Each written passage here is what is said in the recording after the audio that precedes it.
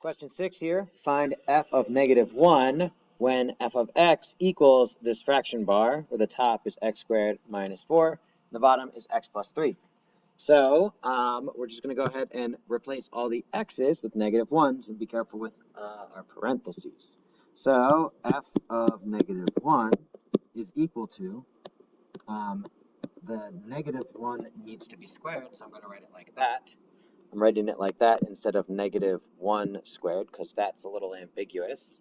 So it's squared, where the is the negative 1, minus 4 over negative 1 plus 3. And now I just have to simplify.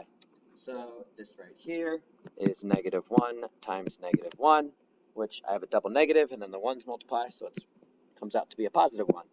Negatives cancel, minus 4 over negative 1 plus 3. So from here, I just have to simplify.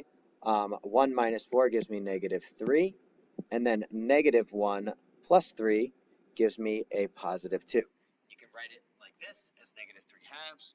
You could write it like this as negative 3 halves like that, or you could write it as negative 1.5. Any of those three would be awesome.